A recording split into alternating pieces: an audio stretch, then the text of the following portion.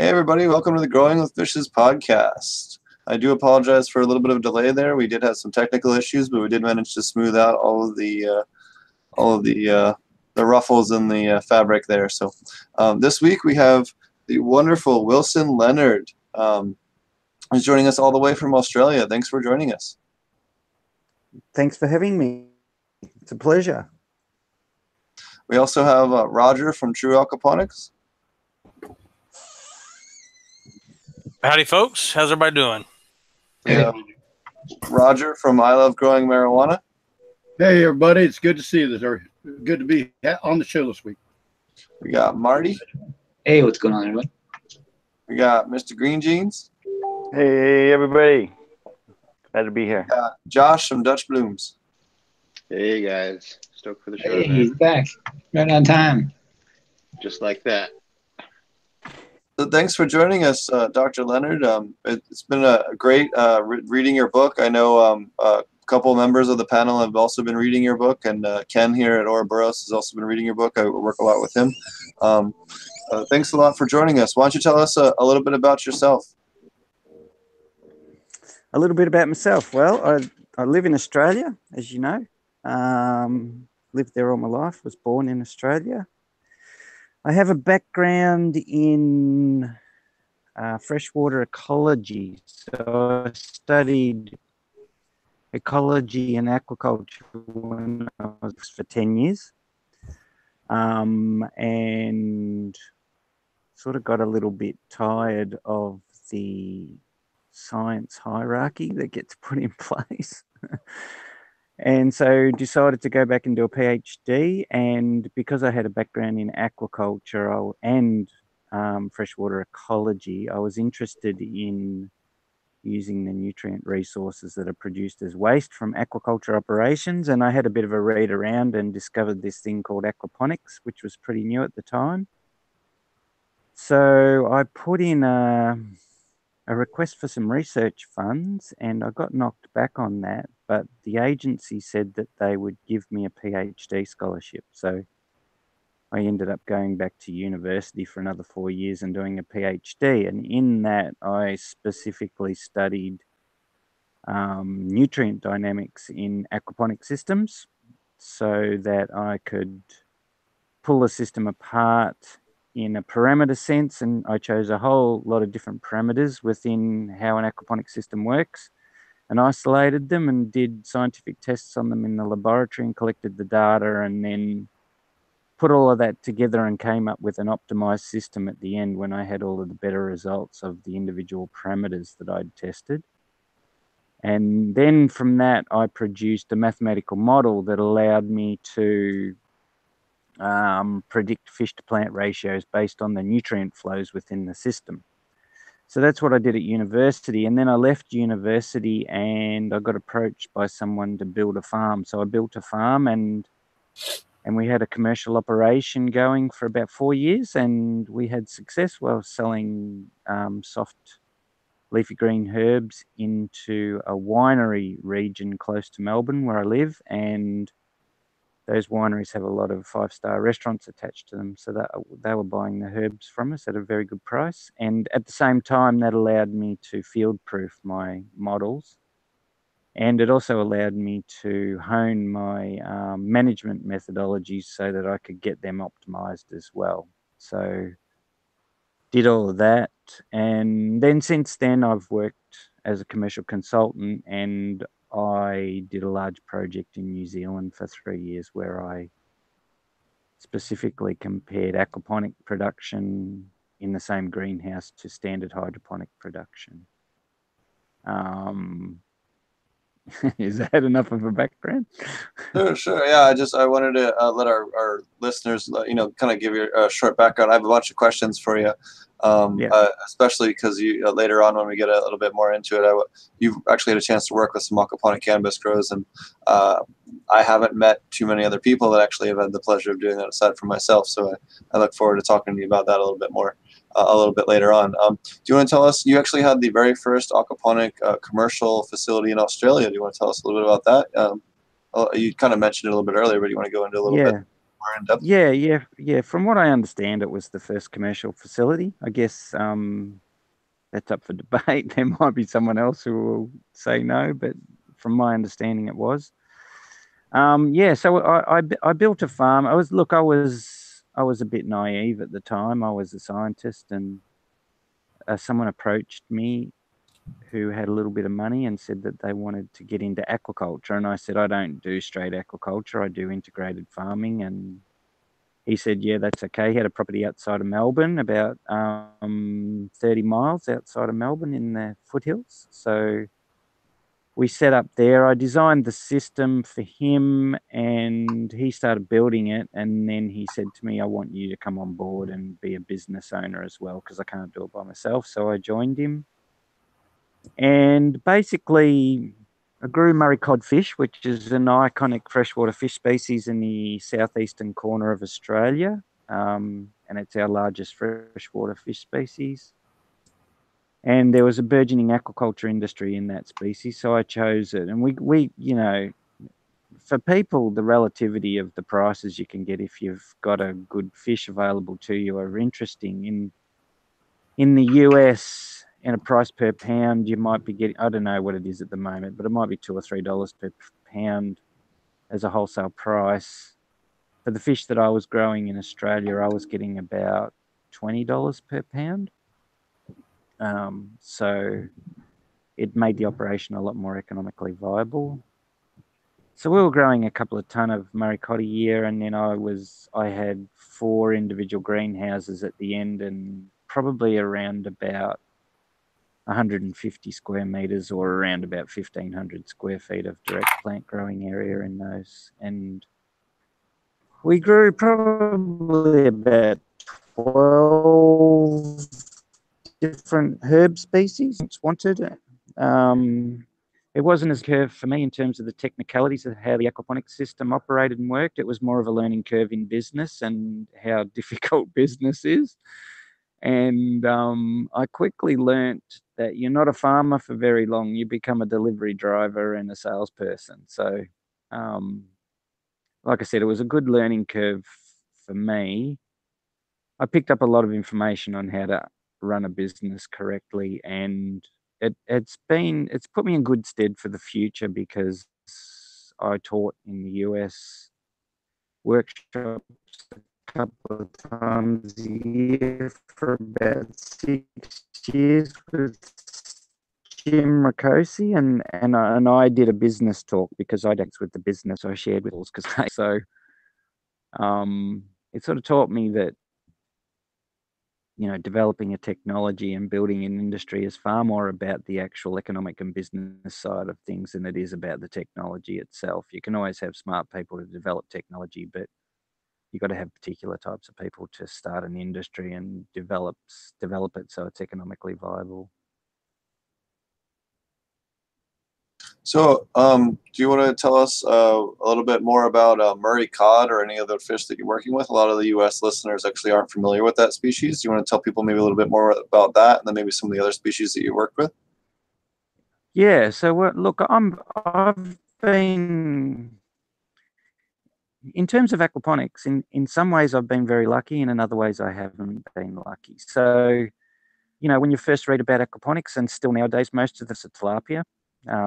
Tilapia is a very easy fish to keep. It's quite difficult to kill, actually, if you know what you're doing. And it grows quickly. It produces good waste profiles. It eats a low-protein fish feed. It hasn't got high dissolved oxygen requirements. It can handle fairly broad pH ranges. So it's a good species to work with in that context, because it's very forgiving.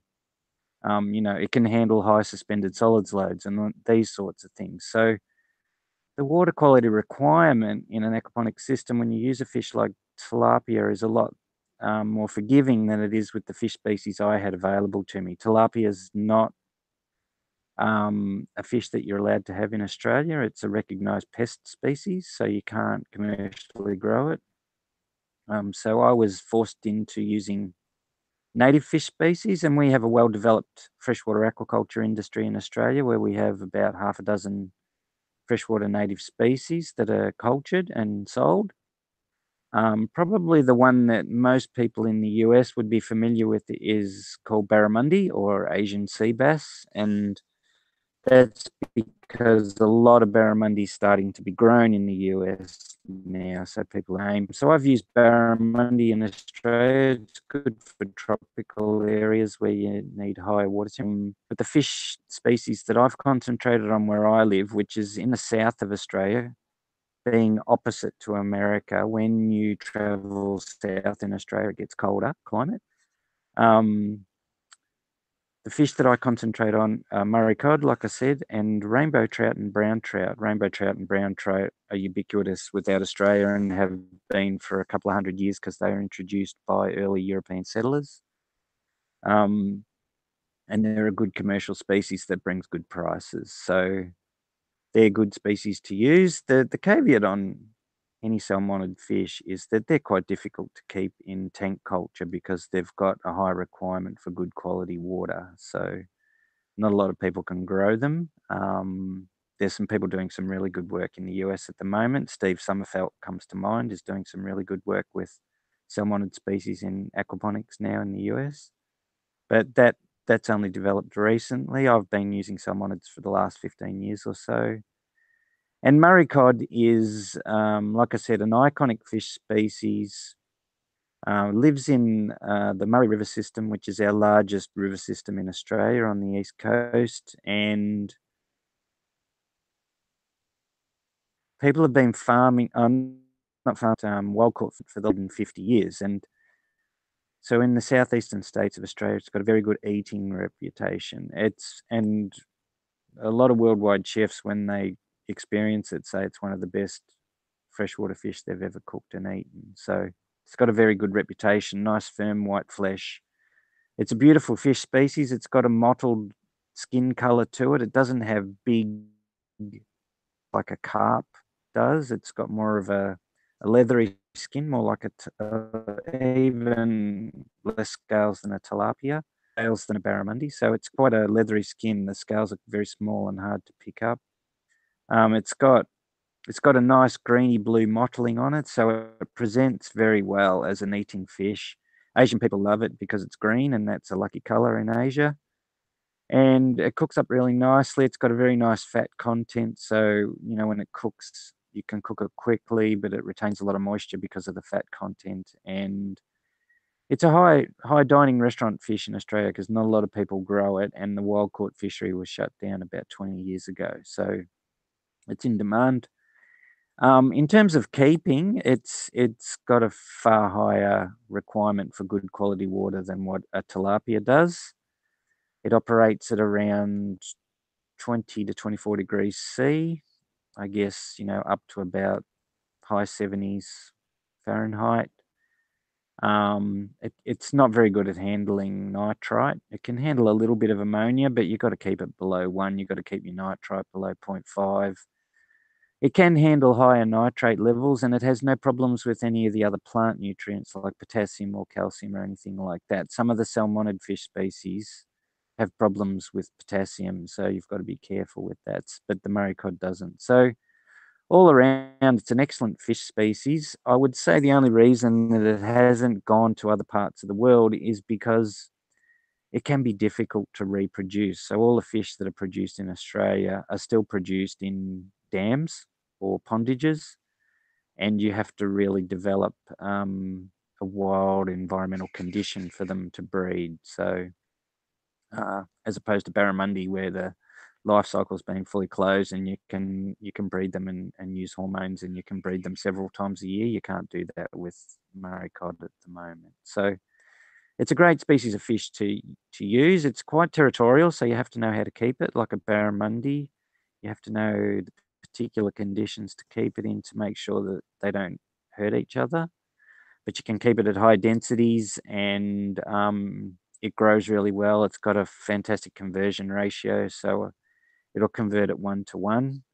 It eats a high protein feed, but you don't use as much feed because it's conversion than a fish like tilapia. So tilapia might convert at 1.4, so you've got to add 40% extra feed to get the same growth rate out of it, or the same amount of weight put onto it as a Murray cod, which it'll eat 1-to-1, so you use less food. So even though the food's more expensive because it's a higher protein content, it's still cheaper to grow it.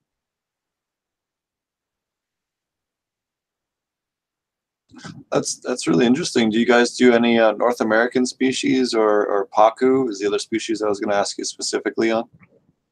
Not in Australia. So I do work all over the world, and I've used a lot of different fish species in particular countries. But Australia is unique in that we have very strong agricultural protection laws and quarantine laws. So, and that's because Australia is probably a very good violent boarding cause. So now the government is very tight on what's allowed to come into the country. So even the aquarium fish industry, the number of species of import to Australia is dropping all the time because they're scared of fish escaping into the wild and causing environmental problems. So, how does that affect your? We can't get North American species in Australia. How does it affect what? Sorry? I'm sorry, I there was didn't a hear that. Can you repeat little bit of a lag and a sync issue there. How does that affect your how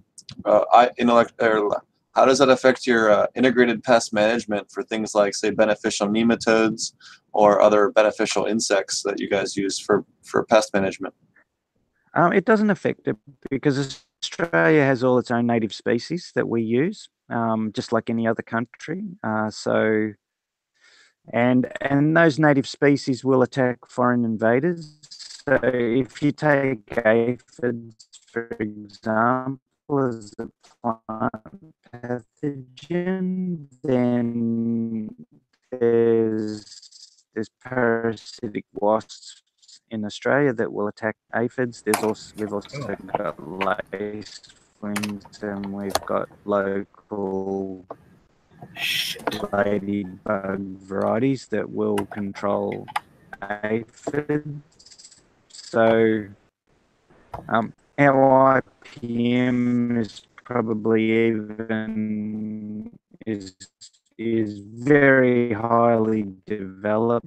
We've got specialized companies in Australia, which we had the first companies in the world that actually cultured insects to sell for IPM.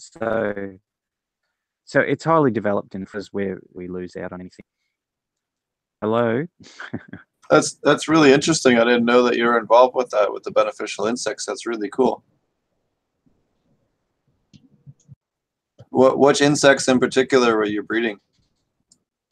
Yeah, well, permaculture. You've heard of permaculture?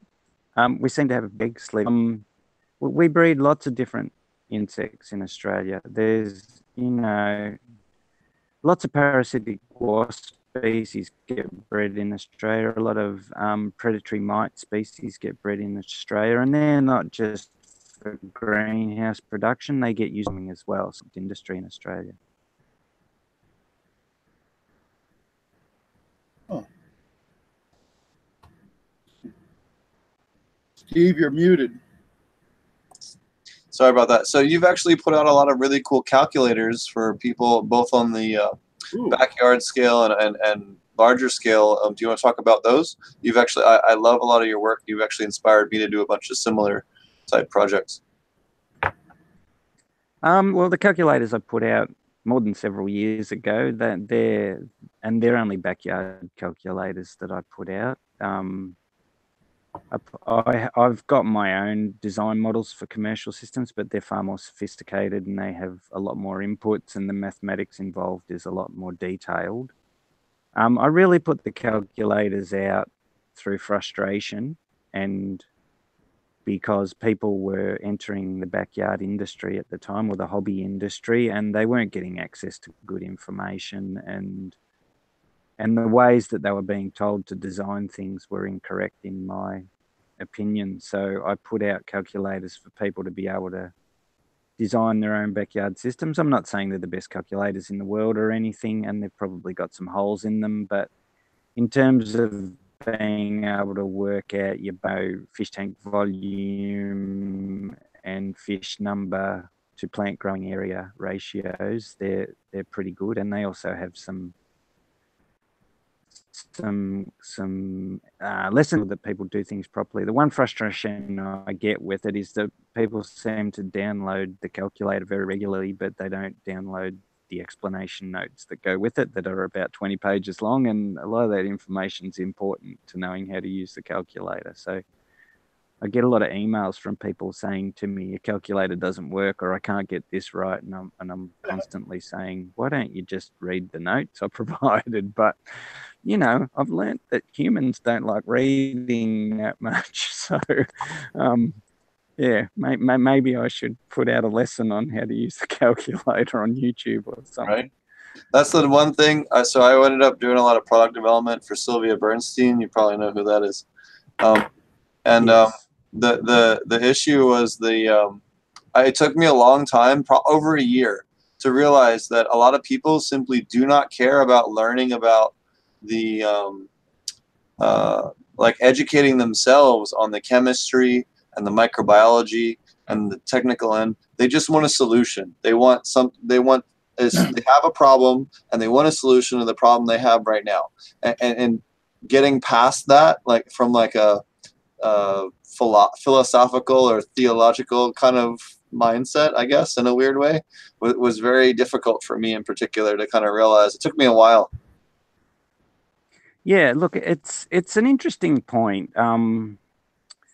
Aquaponics is a really interesting technology, I think, if you look at it in an overall sense. It developed at the same time as the internet, pretty much. So a lot of other industries that developed before the internet, you've got this precedent of information in books written by experts where you can go back and look at it. Let's take aquaculture, for example, even recirculating aquaculture. You can go back to the 1970s, 80s, and 90s, and you can find quality scientific and engineering texts on how to design a recirculating aquaculture system.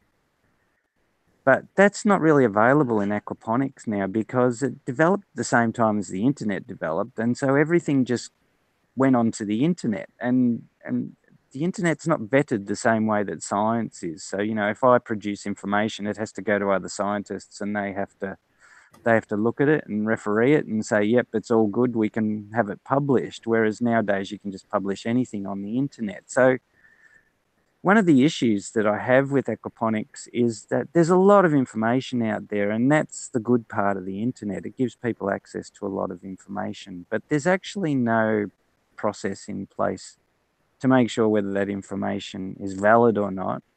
And it must make it extremely difficult for people who are trying to access information to know what's good quality information and what's not. And that feeds in to what you were saying in terms of people they just want a solution, and that's completely understandable, and it's not restricted to hobby scale aquaponic farmers. You know, I've met broadacre soil-based cropping farmers who are exactly the same. They're like, mate, don't go on with your egghead stuff about soil microbiology and what's going on. They just, you know, like, what do I do? Yeah, that's right. Tell me how to get my wheat to grow faster and bigger. And you're like, fair enough, that's a commercial requirement. So I understand it completely. In a commercial context, it makes complete sense. For hobby people, I don't know. When I do a hobby, I get right into it and I try and learn as much as possible. So I would have thought it would be a little bit different. But I guess it's like backyard gardeners. There's a lot of people that don't want to know about soil microbes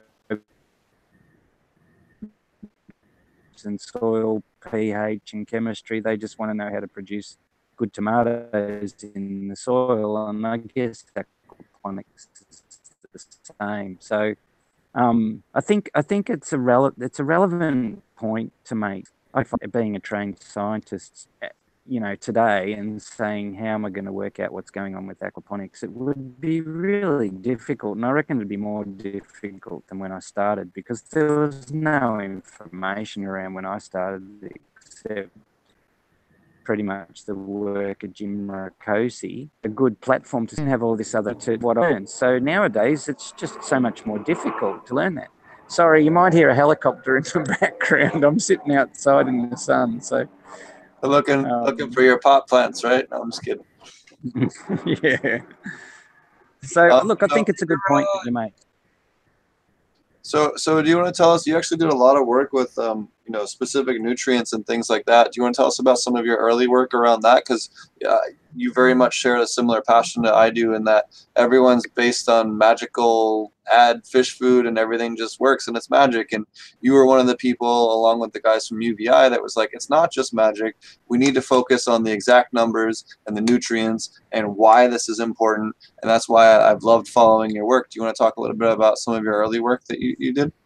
Yeah. So look, I formulated my PhD and what I was going to study, not based on science or technology. It was actually based on a business case. So when I looked at the aquaponics that was around at the time, and pretty much that was the UVI system, what I noticed was that in a business sense, you were building quite a large, relatively large fish component. You were spending a lot of money keeping fish and feeding them, and you're growing a certain amount of plants.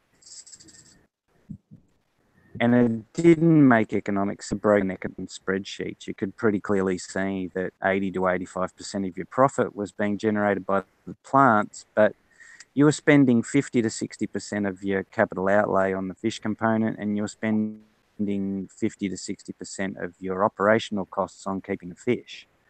And that makes sense if you make money out of fish, but it didn't make sense to me if you made money out of plants. And so I looked at it and said, how can you change that economic model to reflect more of the reality of it, which is basically, if you're going to get 80 to 85% of your profit coming out of the plants, then you want to on your fish. It's the initial driver for me. And so I initially pulled the UVI approach apart in a nutrient sense and said, what's going on here?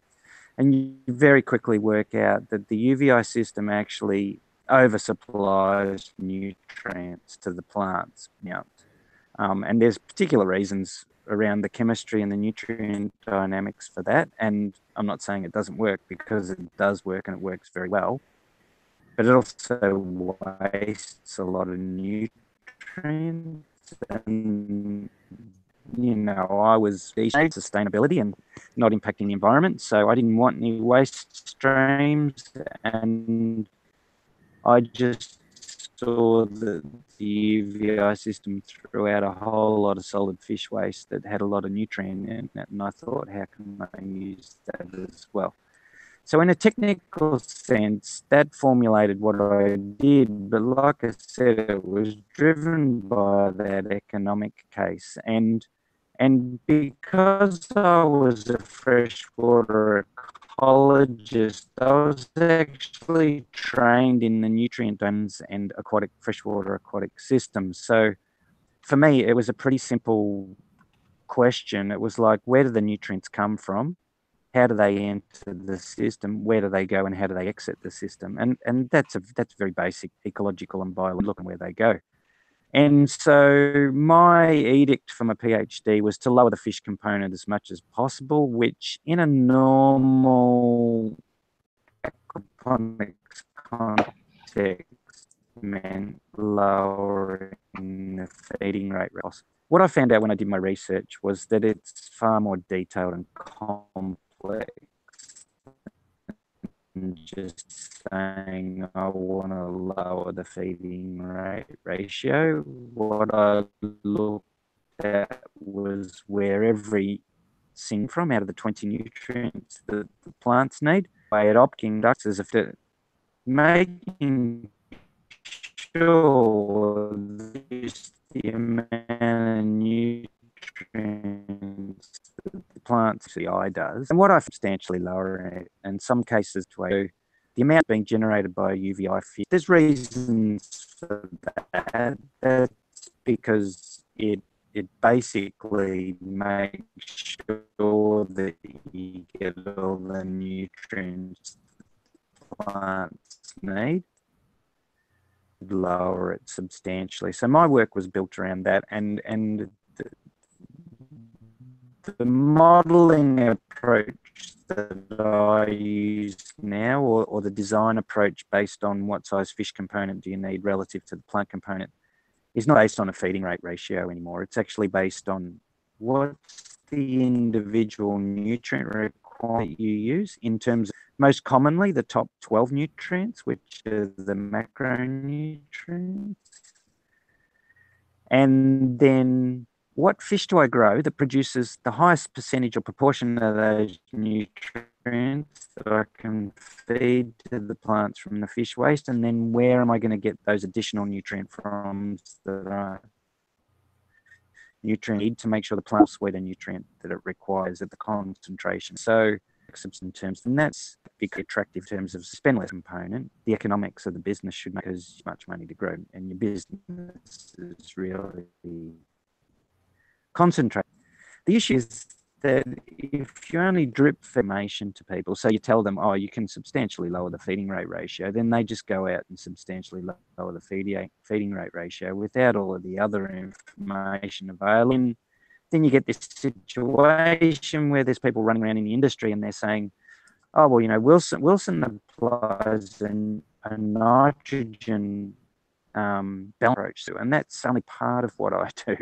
There's another large part where I make sure all the other nutrients available. So then I get email in the US who've spent a lot of money building an aquaponic system and say, you know, I'm running my system at 15 grams per square meter per day feeding rate ratio, which your paper says is, yet nothing's growing and it's all nutrient deficient. What is going on? I'm balancing the nitrogen and I'm not putting much. And when they hear it, they just go for it, and they don't necessarily take into consideration all of the other information and background that goes into it and is involved in it. So really, my approach was designed to actually feed into large-scale industry. One of the potential industries I thought that I could tap into as a consultant was the existing aquaculture and hydroponics industries, where I could just turn up to a hydroponic farmer and say, we can put a fish system on this and you can feed all your plants with fish nutrient, or vice versa for a fish farm. Or I could say you can build some glass houses outside there and make more money and use the nutrient resources that you've got at the moment, which you're sending off to waste. But the reality of that too is that it's a little bit too complex for everybody. They think that if you're going to build a large gym and have both plants and fish, that you need to be an expert in plants and fish, and they don't really apply those principles of differentiation and isolated responsibility and say to themselves, well, I need someone who can grow the fish, and I need someone who can look after the plants, and I need someone like Wilson who can just tell us how to integrate the two of them together to get the right nutrient profile. So I think the industry still has a way to go to mature into that. I'm still waiting to make an income. Well, that's farming for you. Yeah. Look, and farming's a hard game. This is the other thing about the business side of things that you realize once you get into industry, you jump out of science and get into industry, you realize very quickly that it's really difficult to make money. There's a reason that farmers are whining and whinging all the time. It's because it's hard to make money. And there's various reasons for that, probably being that all people are more than prepared to spend 30, 40, 50% of their income each week on for a house. But when it comes to the food that they eat, which I would argue is just as important as where you live, they're not even prepared to spend 5 or 10%. So, that suppressed food prices in the Western world means it's really difficult to make money out of farming. So I understand you've worked on some cannabis projects. Do you want to touch on that? I haven't worked on them yet. I'm working on them.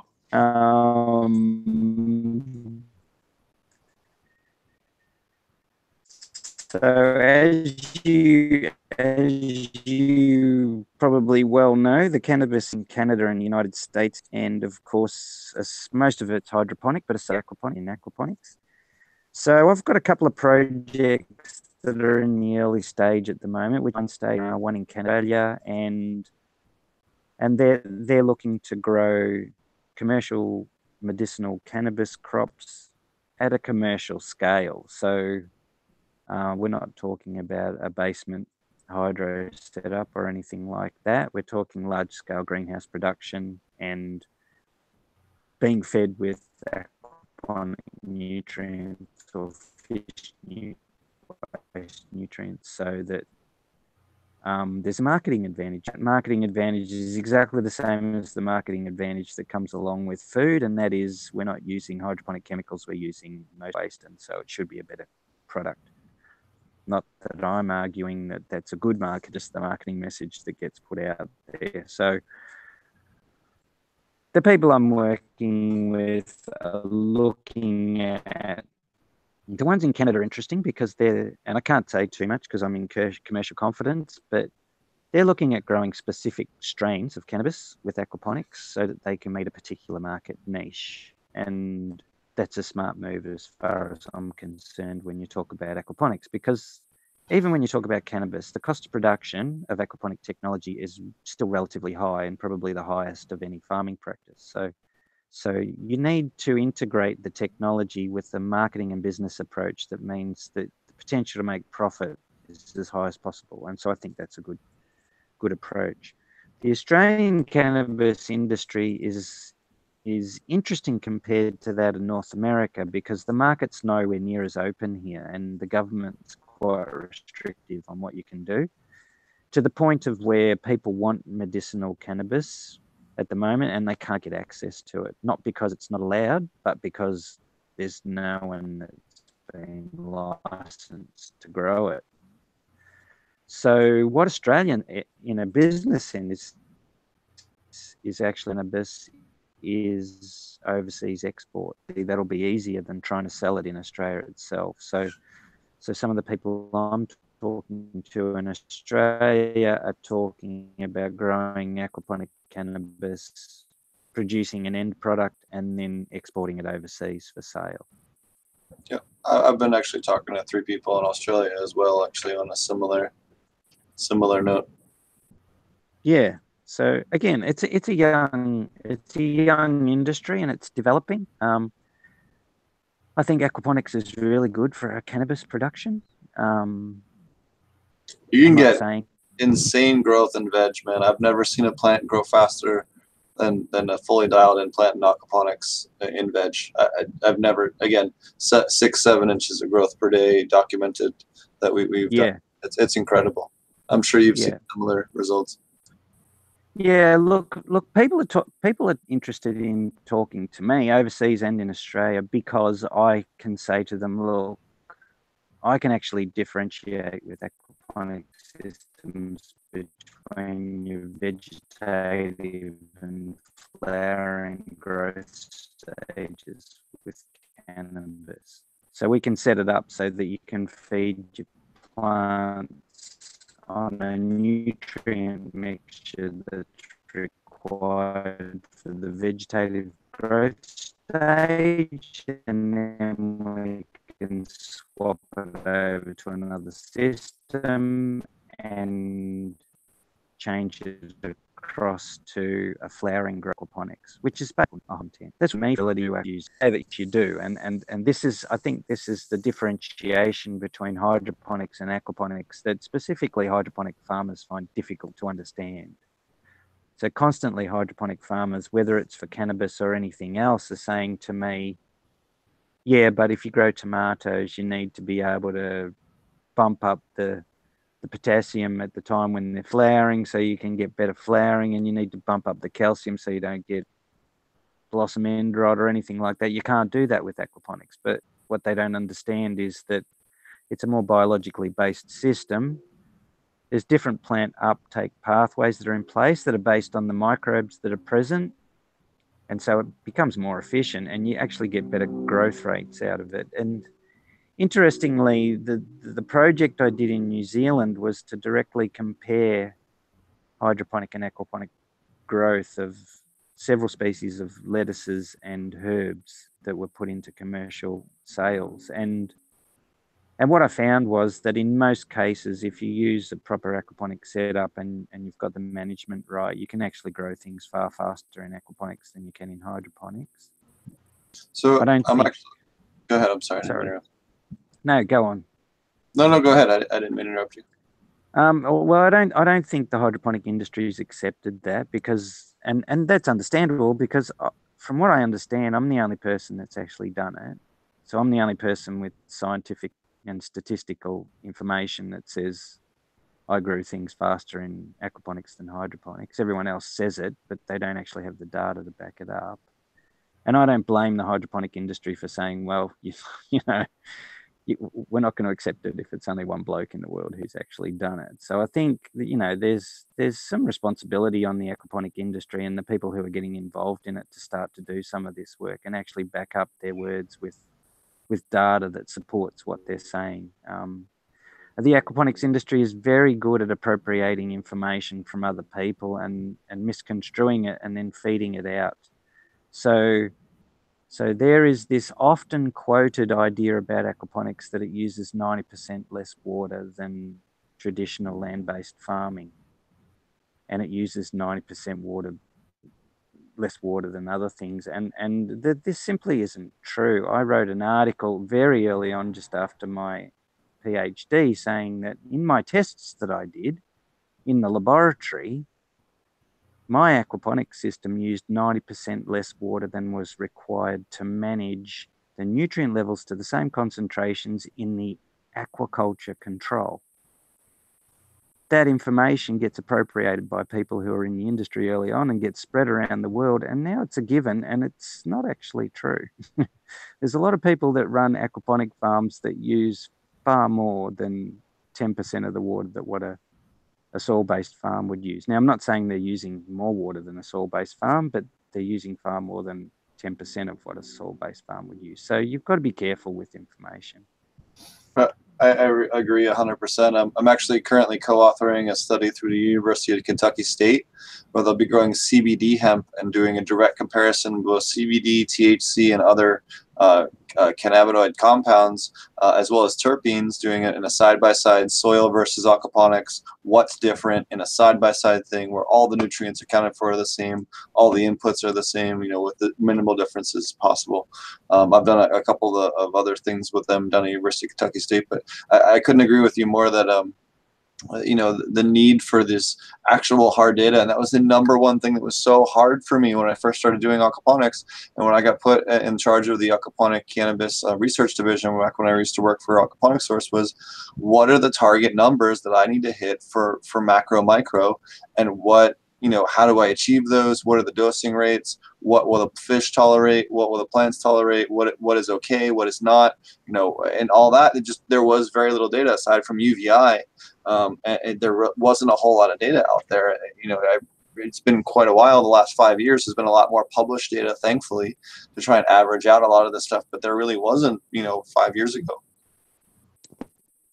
Yeah, look, that's all true. I'll be honest with you. I find the current scientific research that's going on around the world in aquaponics is still frustrating for me. I read most of the papers that come out every year, and that level of detail of information that even you were talking about then is still not available.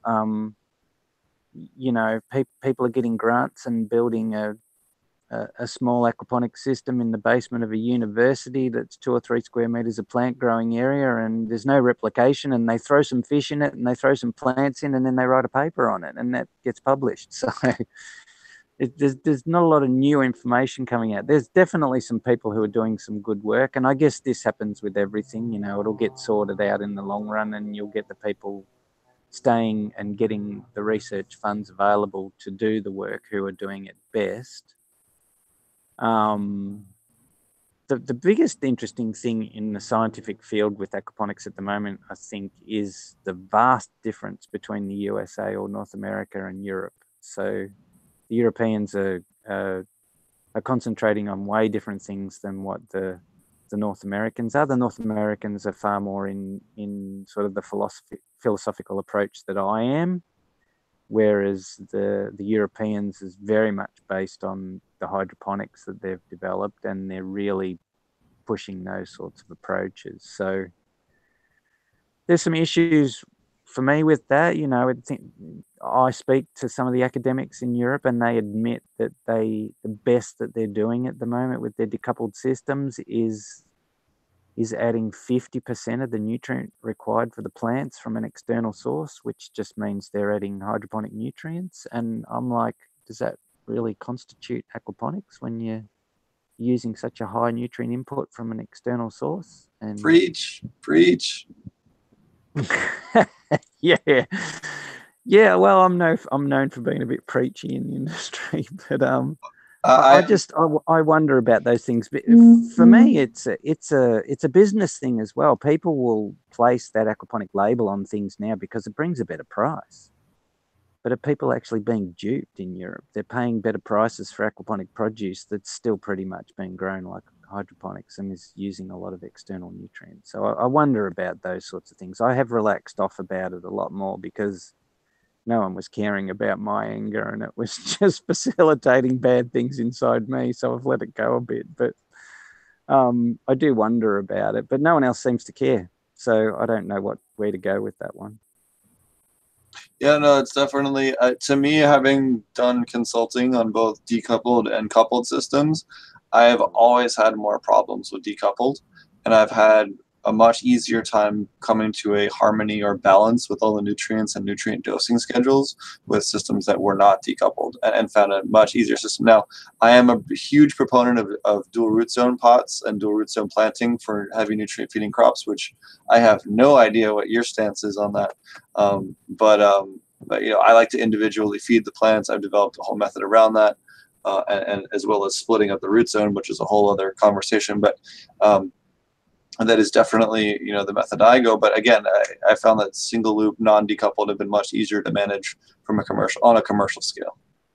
I think, look, I'm going to agree with you because most of the systems I do are fully recirculating. But and my methodology is being developed for fully recirculating systems where you need to balance those nutrients, and so I find it easier to do that. But you can adapt it to decoupled systems, and there's no issues with decoupled systems as far as I'm concerned. The only difference really is that you have to take into account that the plant transpiration rate is a parameter that comes into play a lot more than it would in your normal fully recirculating system. So, you know, to set plant growing area sizes and that sort of stuff, it is based on nutrient availability to the plants, but it's more so based on the water availability and how much of it you want to actually transpire away. And that's based on not producing too large a waste stream, but also the environment that you're keeping the plant in. So if you're in a full Dutch glass house with full environmental control, plus or minus 2 degrees C for the whole year, and plenty of light and assisted lighting and a little bit of carbon dioxide and all of those sorts of things, then you can design decoupled systems in a detailed manner that gets very close to not wasting any water or nutrient at all. But if you do it in the context of where most people are doing commercial aquaponics at the moment, which is smaller scale systems, you know, servicing a niche in terms of the business approach, and they're not using high technology in terms of the protective structure for the plants, then you need to take into account that maybe decoupled's not the best approach in that context, because the variations in the year and the conditions you get in the greenhouse are going to mean that the transpiration rate of the plants goes up and down markedly between the seasonal variations. And so you need to be able to account for that. Well, I think if you're doing cold weather fish, like what is it, superior fish, I think it is, they do salmonids and other cold water fish. I think if you're doing a huge temperature difference, that makes a huge amount of sense, you know. Or if you need to do a different salinity or something else weird like that, that makes a lot of sense. But you know, again, it can increase complication, and I've found that a lot of times it can cause a lot more issues I really Yeah. enjoyed your chapters on this. In fact, maybe that's a great segue. Do you want to tell us about your book that you just put out? And in fact, I have a copy of it right here. Yeah, the book's interesting. I could sell a few more of them, I'll tell you. But I've been underwhelmed by the size of the interest in the commercial aquaponics industry, but it might be because I haven't actively advertised it, and it is 400 pages. And like we discussed at the start of this communication, not a lot of people are interested in reading that much. So it's a very technical heavy book, but if you're if you're really into the industry and you have a good understanding of it, or even if you're halfway dangerous, it's a really good read to help bring yourself up to speed on some of the more technical stuff. Thanks, I appreciate that. It's difficult to write for the industry, because you've got a very broad spectrum of interests and technical background understanding in people, and I tried to write it so that it would sort of sit in the middle there and meet a lot of people's requirements. And that might have been a mistake looking back on it, because some people have written to me and said there's not enough technical information in here, and there's other people who've written to me and said the first chapter was good, but I can't understand it from then on. So you can never make everyone happy all of the time, and it probably would have been better to write it with a particular end goal in mind based on a specific set of people. But I think what it showed me in writing it was that it's a vast, absolutely vast discipline.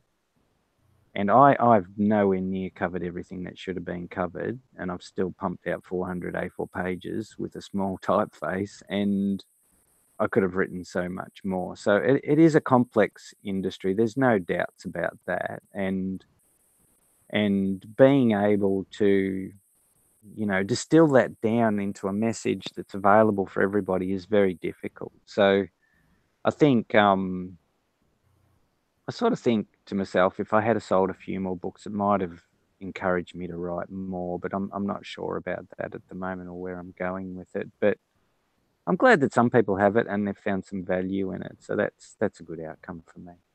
I know there's other members of the panel. Is anybody else here that's had a chance to get through most of it or all of it? I want to speak up because I know a couple of you guys have. Roger or anybody else?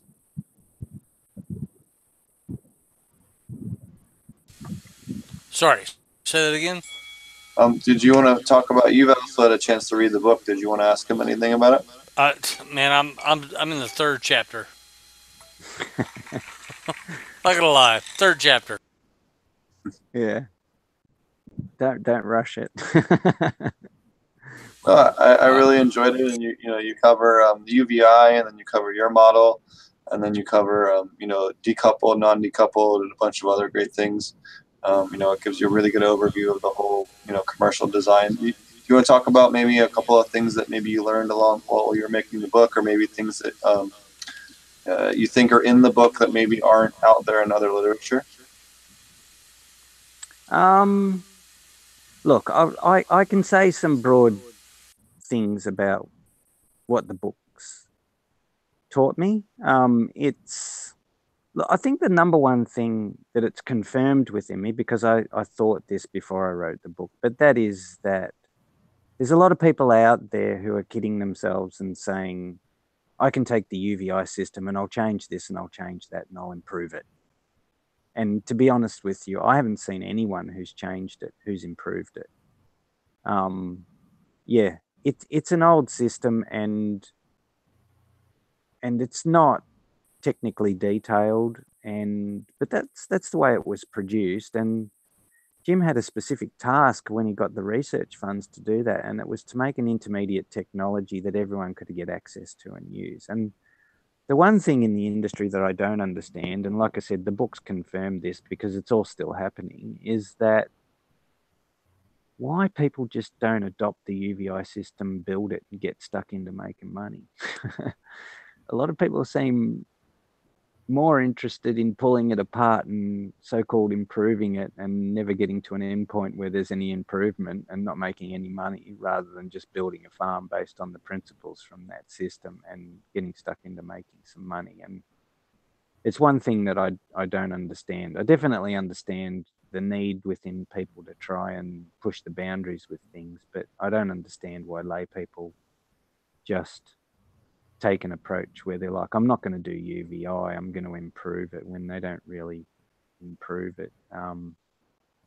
The other thing that it's probably taught me is that there's a lot of different opinions out there on how to actually design an aquaponic system, and I'm just talking in the fully recirculating context at the moment, but there's different ways.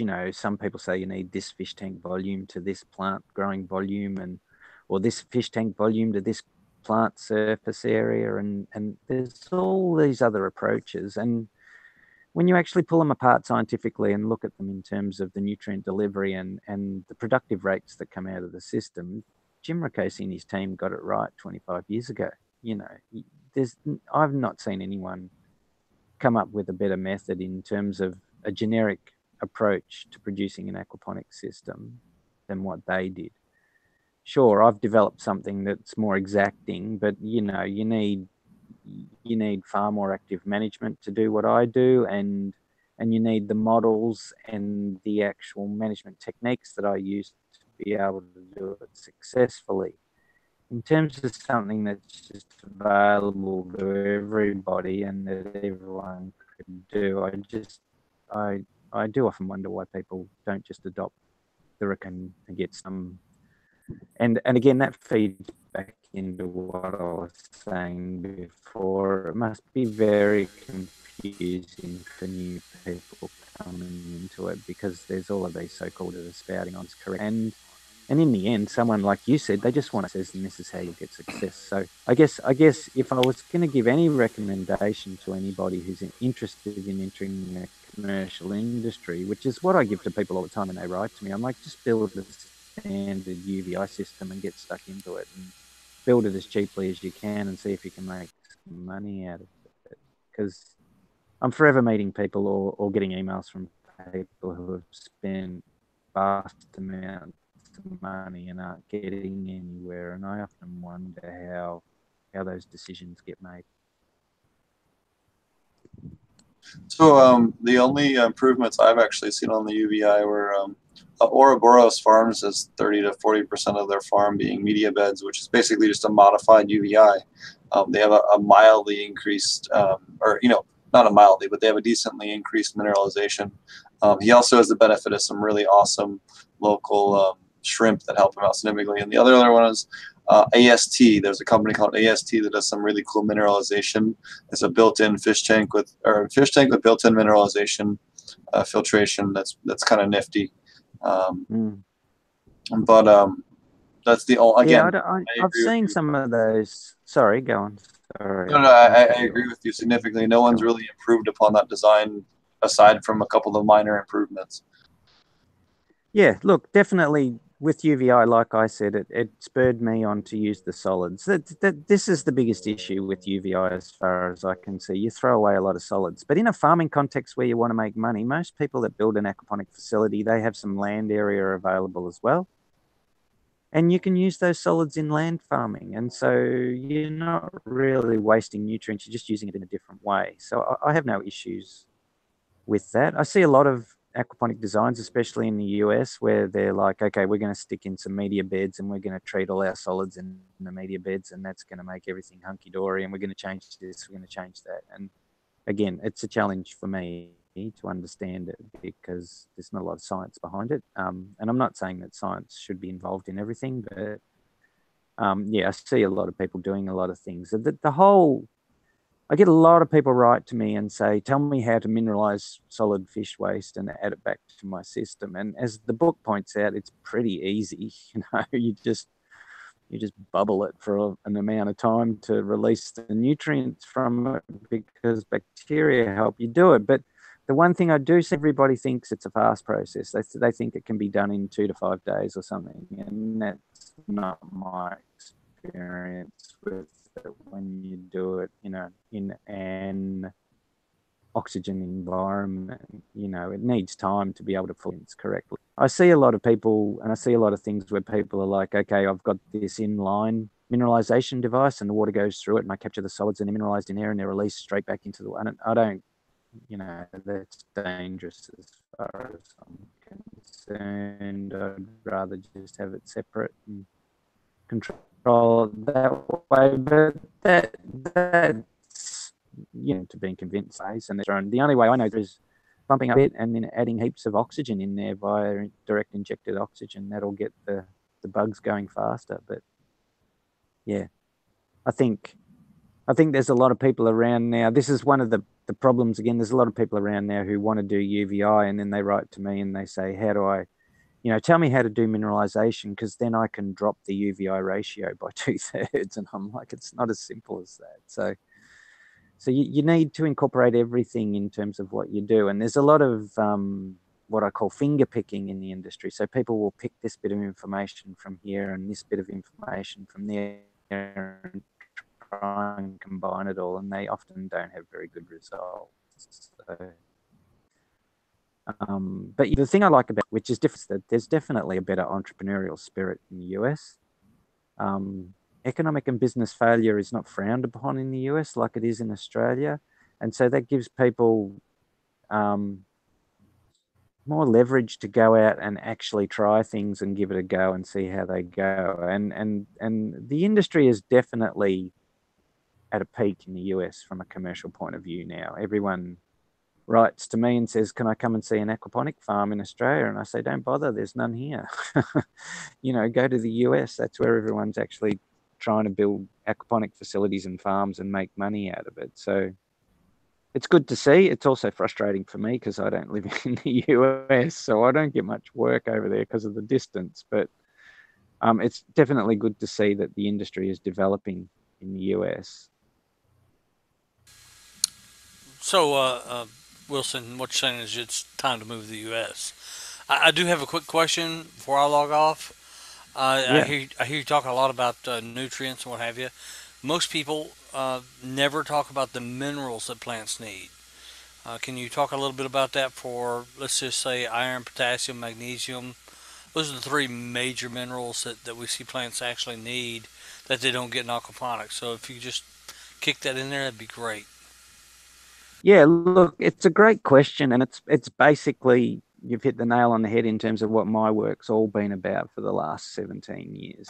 I was lucky enough that I was in science, and I'd also had some experience in before I did my PhD, so I knew the importance of plant nutrition, and the aquaponics industry seems to me, looking on it from where I look at it, seems to have a fascination with nitrogen and nothing else. And that's a big issue because plants do require 19 other elements or minerals, and people just seem to not put much emphasis on it. So it's highly important. Like I said, you can't even think about producing a fruiting crop like a tomato, cucumbers, eggplants, things have no environment for calcium.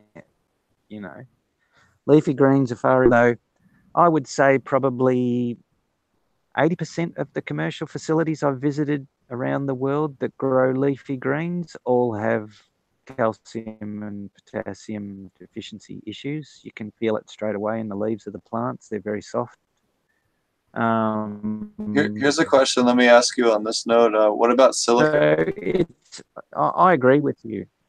So silicon's one of those interesting things in the science of hydroponics. It's a 50-50 proposition. There's a lot of people that say it's a must and it's needed, and there's other people that say no, it's not needed at all. So the jury's out on that one. I think it needs more research, but I think it's added in such small amounts that you can add it, and what's the problem with it? So yeah, I think, look, getting back to the original question, if people follow UVI principles, they generally put a buffering system in place to be able to add potassium and calcium. So they don't generally have many problems with it. The mineral that I see the most problems with is magnesium. So a lot of people just don't have enough magnesium in their systems, and they get magnesium deficiency problems, and it causes problems with other things as well. So It's, you know, a lot of people will see yellowing in plants and straight away they're like, oh, it's iron, I need to add more iron, and they add more iron and the yellowing's still there and they're like, I'll add more iron. So, and this can be taken to the extreme. When I did the work in New Zealand, it was at an operating NFT hydroponic company that was selling lettuces and herbs. And when I got there, everything was yellow. And they were pulling their hair out and saying, we're not selling anything. We're in big trouble. And I said, well, you know, what's your iron level? And they said, the iron's fine, you know, it's 40 milligrams per litre. And I was like, right, okay, so that's a little bit too high. And they said, what do you mean? And I said, well, you've just been adding iron because you think that's what's making everything yellow, but you're not. You're actually locking out the phosphorus with the iron that you're putting in, and it's phosphorus deficiency. So how about we just dump the tank and start again? And we'll keep the iron level at 3 milligrams to 4 milligrams per litre, which is where it should be. And all of a sudden, everything went green because it got access to the phosphorus again. So there's a lot of things that people do in both hydroponics and aquaponics, which means they just don't understand the importance of nutrients. And a lot of people actually oversupply a lot of nutrients, and that can cause just as many issues as undersupply.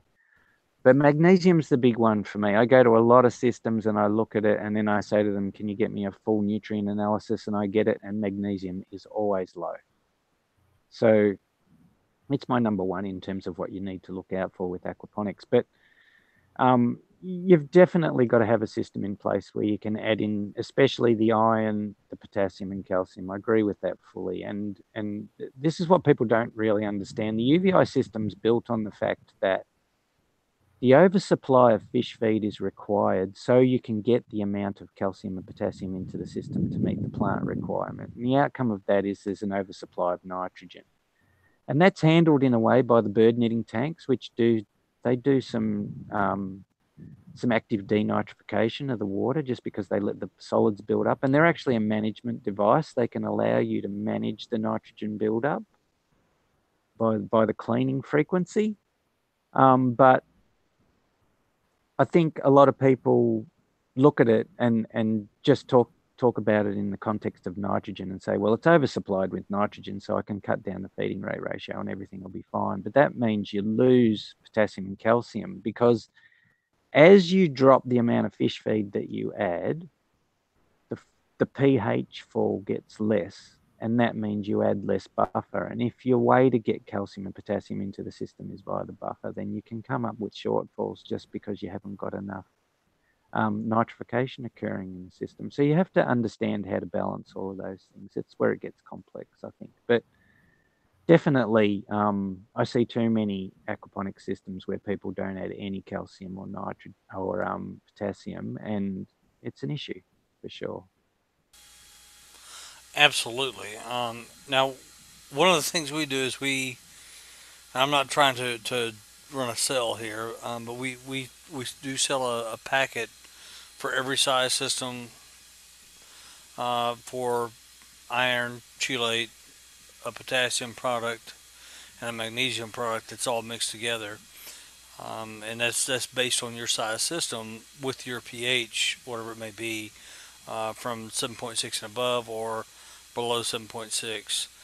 And those three things we find are very important to make the plants really do well and also give you a produce that's good for you. But there's still other things missing that we can't put in there because it's hard to gauge how much you're going to need per any amount of period, and that's something we struggle with trying to figure out to help people with. So if you got any insight on that, we'd love to hear it. So I've got a lot of insight on it, but whether I can share it or not, it's another thing. That's basically what you've just explained is how my particular approach to aquaponics works. So I lowered the feeding rate ratio a lot.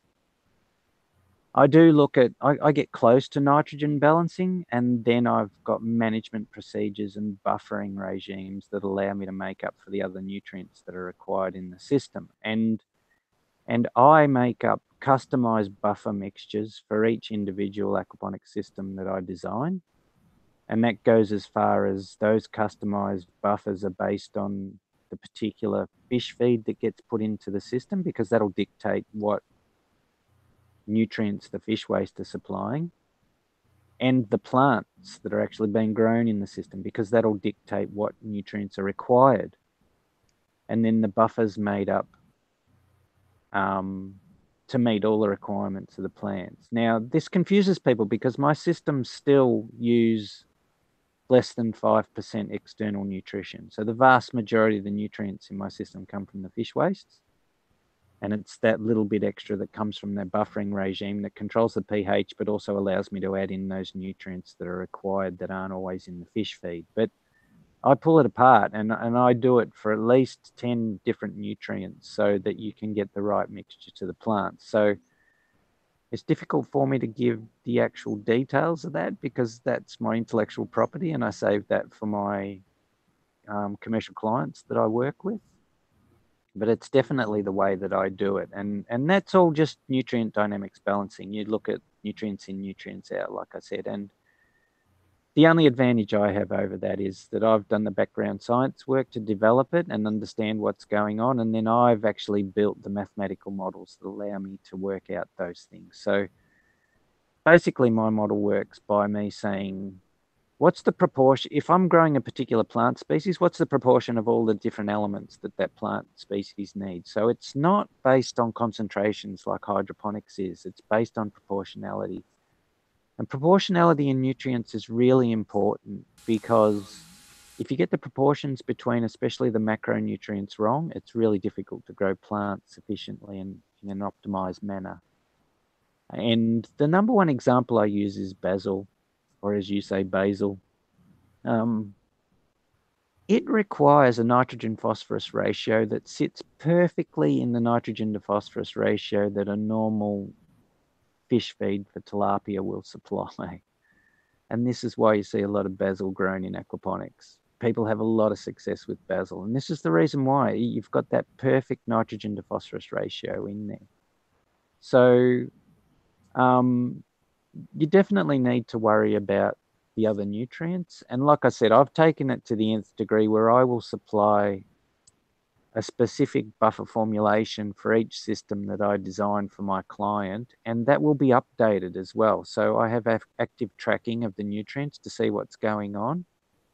And if I think that that buffer formulation needs to be tweaked, then I'll tweak it so that it meets the requirement of the plants in the system. And sometimes you have to tweak it a couple of times of the year because the plants will perform differently depending on what the outside environment is that they're being kept in.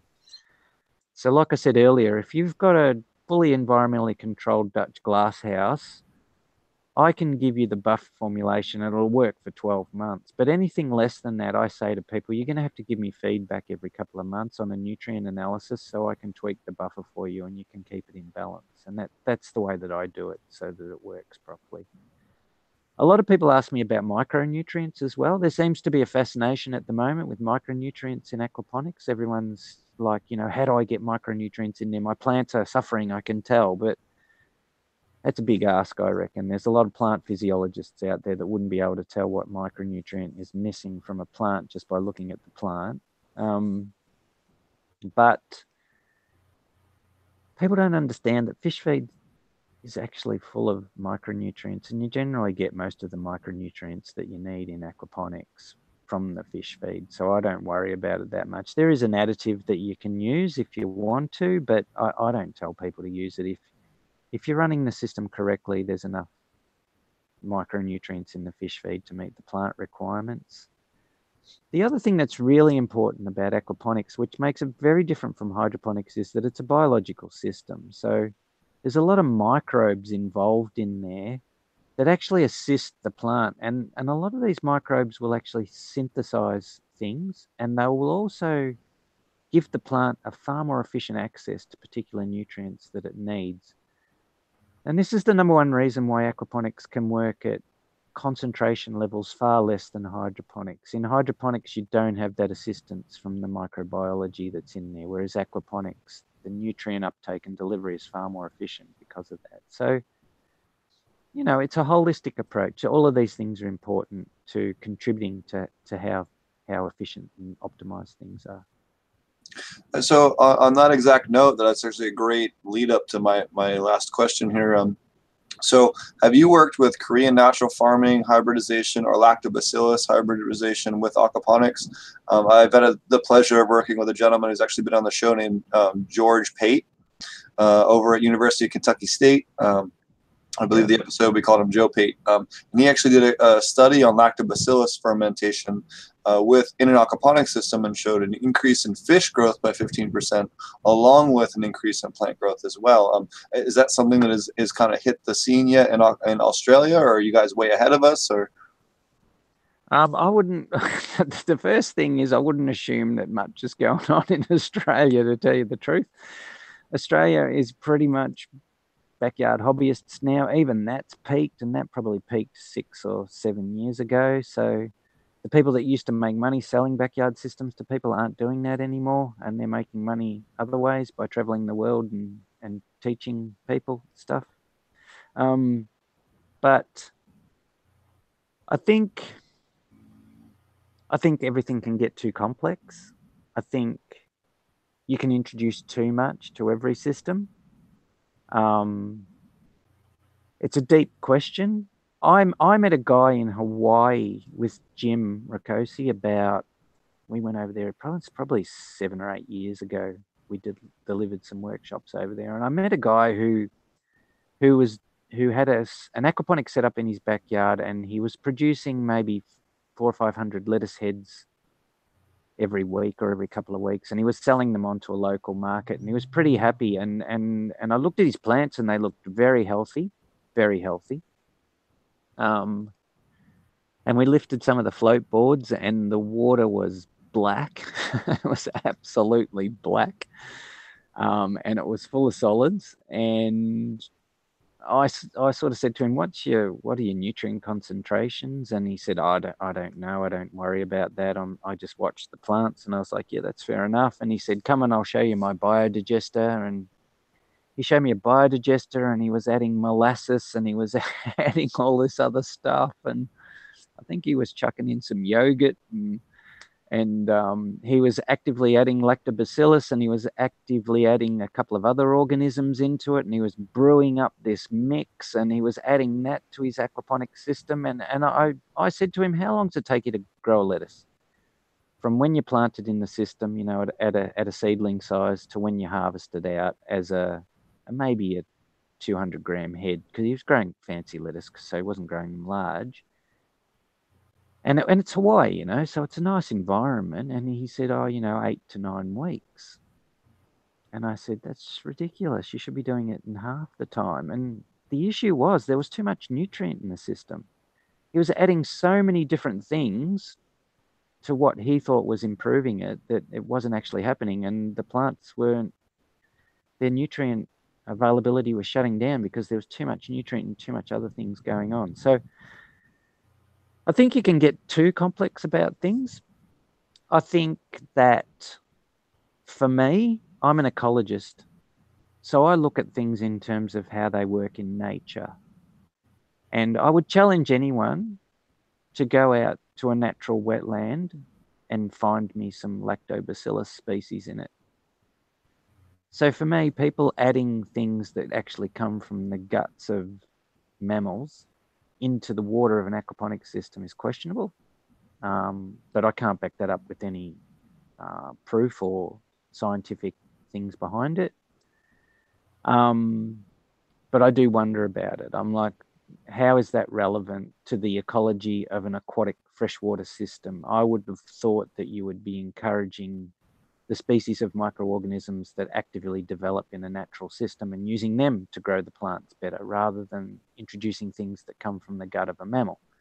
Now, so with that in mind, I'm actually trying to figure out, and that's something ever since I learned about Chris Trump and the other guys doing Korean natural farming and how they harvest wild organisms and culture them for their soil microbial stuff, I've been trying to and been testing a couple of different methods on how we can replicate that for, say, aquatic food web. And to back up what you were saying about the complexity of aquatic food webs, we actually, Ken, who I happen to teach at his farm at Ouroboros, they actually have ouroborosfarms.com if you were interested in checking them out. They actually participated in the study through NASA, and they did, I forget, it was like 60 some farms that were all aquaponic, be it university or commercial scale, and everything in between. And they found that not a single one of the aquaponic systems actually had the same microbial biodiversity, and that the stuff that was making phosphorus available and potassium bioavailable and magnesium bioavailable in each of the systems was dramatically different, and each web was different. And I think that that's actually a huge open section for as far as bio research in aquaponics, and to a lesser extent organic hydro, which can apply over to soil later on, and things like Mammoth P, for example, just to support that kind of thinking. You have a product in the United States called Mammoth P, which if you add that to an aquaponic system will increase your bioavailable phosphorus levels by as much as 30%, which is a huge jump considering you're just adding the same fish waste and just adding a microbe and doing nothing else to the system. So I think that trying to research and isolate and then propagate and then shelf stabilize some of those microbes really is, some of the future of at least the products for this industry. Yeah, look, that's all completely relevant. I agree with you. And if I was an academic and I was at a research institute and someone said to me, "You've got a job, you can study anything within the aquaponics sphere that you want to study now," the number one thing I would be studying is the microbiology within the system. It's what drives everything. There's no doubts about that. I think what you say about 60 different aquaponic systems and they all had different mixture of microbes in them makes complete sense.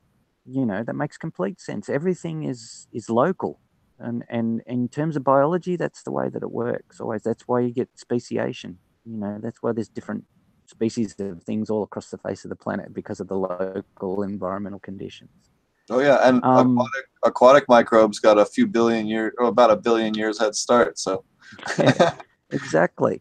And the idea that you take microbes from soil and apply them to aquaponics also makes complete sense, because all the microbes we rely on in aquaponic systems are the ones that associate with the plant, and plants have evolved over 500 million years or however long it is to associate with soil and soil microbes. So that would be the place where you get the microbes from. That makes complete sense as well. And having a strong ecology in there that's full of all of the microbes that you need, in terms of what I experience and have seen, is really easy to do. These things are ubiquitous. They turn up by themselves. You stick a plant in water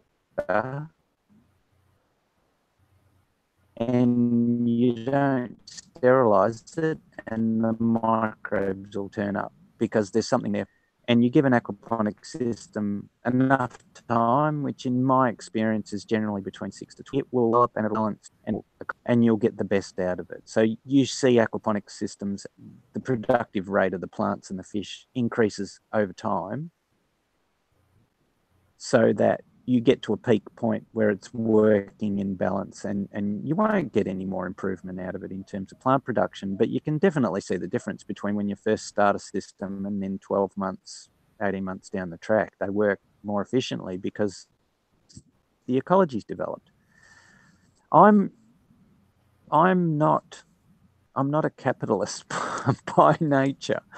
So the idea that you would isolate specific strains of microbes from a particular place and then make them into a product and sell them to people to use in their aquaponic farms, I understand that makes sense from a capitalistic economic point of view. But from a scientific point of view, to me, it makes no sense whatsoever, because I would be saying, that's fine. When you've got a mixture that's got 1,000 different microbes in it at the right balance, I'll add it to my system. Before then, the system will do it itself. That's how ecology works. It naturally evolves and it finds its balance. And this goes back to your point where you said 60 different farms and 60 different mixtures. It'll be different for everyone. So how you can make a particular product and add it to systems across the world and get the same outcome and think that that's what's going to happen is not good thinking to me. But I understand it from a business point of view. You want to make a product and sell it. That's the way the world works. I would encourage people to work on the local ecological approach, which is to say it'll develop itself. It'll pick up the microbes that are available in the local area. They've adapted to the local climate and conditions. They're the ones that you want because they'll be the more robust or the most robust things that you can get in the system, and they'll work most efficiently for you. In terms of adding other things that someone's isolated across the other side of the world, I'm not sure about that. There's one other point that you need to make about science, and there's a big difference between correlation and effect. So you can take a product and you can stick it in an aquaponic system and you can do a side-by-side comparison, and you can say, I put the product in this system and the plants grew faster. That's fair enough. That's a correlation. So what you're saying is you put that product in there and the plants grew faster, but it's not direct evidence of effect. It's not directly saying it's the product that made the plant grow faster. It could be a whole lot of other things. And we have discussed and agreed that aquaponic systems are complex systems. So causality, that is, I add this particular product and it causes that change, is completely different to correlation. And being able to prove causality is very difficult when you're talking about ecological systems and systems that are so diverse and complex, like an aquaponic system. And it's causality and not correlation that the multi-billion-dollar world pharmaceutical market works on. So the same thing's happening with cannabis production. There's a lot of correlation. There's not a lot of causality that's being proven. And this is what drives things. This is what gives you an actual factual outcome, and that is proving causality.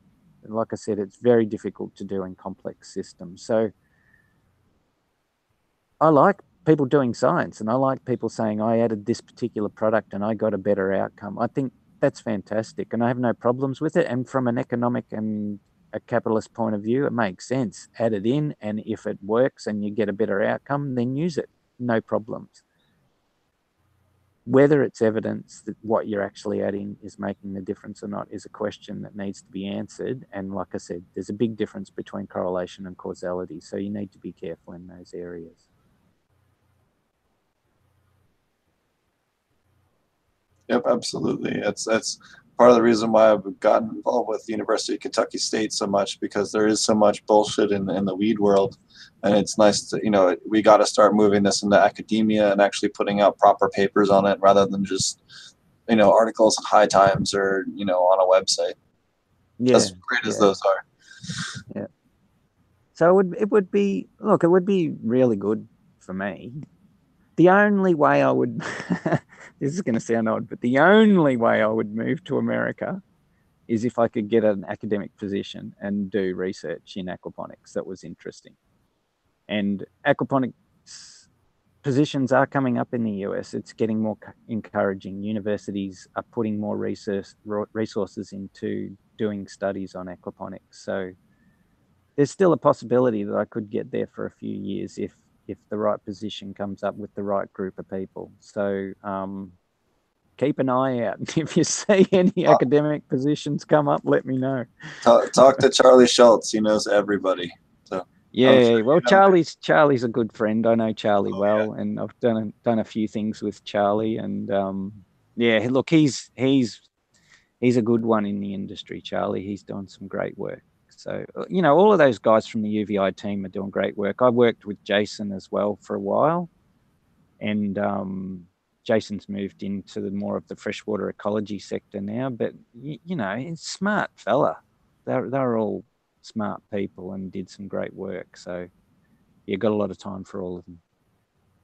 So are you teaching any classes right now? Do you want to tell the listeners they can learn from you directly? I know last time I checked, you were teaching classes. Maybe you aren't anymore, but. No, look, so a couple of factors came into it. Jim and I were taught classes for a company called Aquatic Ecosystems for a long time. And then Aquatic Ecosystems was bought out by a larger multinational company. And I don't know how much I should say because this is an open thing and lots of people will hear it. But basically, that company's changed a lot now, and they decided about a year ago that they weren't going to run our aquaponic courses anymore. So we were doing 2 workshops a year, and we were getting a very good hit rate. Usually 30 to 40 people turning up each time. They were really good classes, 4 days. I really enjoyed it. It got me to America twice a year to do some networking and meet with friends and stuff. So that's gone by the wayside. And we were looking at trying to find another outlet to do some teaching for Jim and I for a while, but Jim's retired now and he's living in Thailand and enjoying it, and so it's a large flight for him to get to the US, and teaching's not really of interest to him anymore, so we're not doing it. And the other thing that happened was I got ill. So I've been ill for a while, actually, for 18 months or so. And so international travel's sort of been off the cards for me for a while. I'm getting better now, so hopefully it'll happen again. But I would definitely like to teach again. It's just I need to do it with people who are honest and truthful about the experience of what doing a workshop is, because a lot of people would turn up to our workshops and they'd be with us for 4 days and they thought that they were going to walk out of the workshop knowing everything that we knew, and that's just not possible. And so a workshop's really more of a motivational driver or catalyst for people. And I always looked at workshops more of being, I'm going to introduce you to the vast complexity of what you're saying that you want to do, which for us, it was entering commercial industry, and let you understand that you're biting off a lot and you need to get all your ducks lined up properly and understand that principally you're going to need some assistance from other people. And that's not always in a technical aquaponics context, it's in a business context as well. There's so many people that came to our workshops that had no background in business, and I only gave an hour lecture on it, and it pretty much scared the pants off most of them because I was honest about it and said it's really difficult and you've got to take this into account, you've got to take that into account, and all of these things are important, and if you don't take them into account, you won't have the success that you're expecting. So definitely interested in more teaching. For me, the better outlet would be a university style situation where I'm an academic and I'm actually teaching other scientists or science students about aquaponics and what it all means and the complexities of it. But I really enjoy teaching people as well, especially people that want to get into the industry. They're always very passionate and very driven, and Americans are nice people, and they love Australians, so I seem to get on well with them all. But yeah, I would like to do some more of it, but it's not happening at the moment, unfortunately. But we'll see what can happen in that space. Is there anything that you think you've kind of talked about a bunch of things, but is there anything in particular, things that you think maybe aren't talked about enough in the industry, or maybe overlooked a lot, or maybe need to be talked about or covered more? I know you've kind of talked about a couple of them. Yeah, look, the number one thing for me is that an industry is developing, and that takes time. And if you look at the history of most industries, they follow the same sort of development curve. So you get a whole lot of people jump on board early that want to make money and don't really know a lot about what they're doing. And then you get a bit of a shakedown after a few years, and a lot of those people disappear, and you get the better people staying in the industry, and then an industry develops that way. The one thing that I invariably see in the industry when people approach me, especially to do consulting, is that no one seems to have any interest in doing any economic modeling before they jump in and spend a lot of money. And I'm a scientist, but I find this odd. I encourage the people that I work with, and to be honest with you, the one stipulation I have with working with commercial clients is they've got to show me some sort of demonstrable evidence that they've done some economic modeling within the business sector that they say they're going to enter for me to be convinced to work with them, because I'm not going to let people spend a lot of money and take a lot of risks without actually having an understanding of the economic reality that they're entering.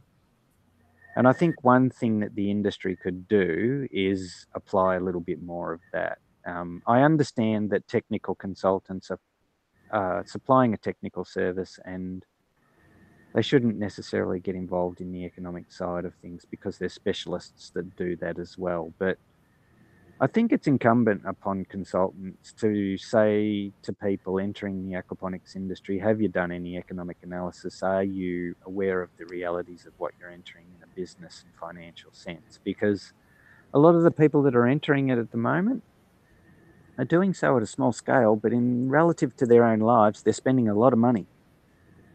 And there's a responsibility for a consultant to say, right, someone's spending a lot of money. I've got to do my best to ensure that they're going to realize some sort of potential income out of that money that they're spending. And so it's incumbent on me to make sure that I make them cognitive of everything that they should be when they're entering an industry such as this. And it's not hard for a consultant to say, are you aware of the economic consequences that you're putting yourself in front of? And have you done any upfront analysis and research to ensure that you know what's going to happen, or at least have some idea of what the potential of what could happen in terms of the economic impact on your life? Because people are taking too many risks. That's what I think. There's not a high hit rate in terms of economic success in aquaponics.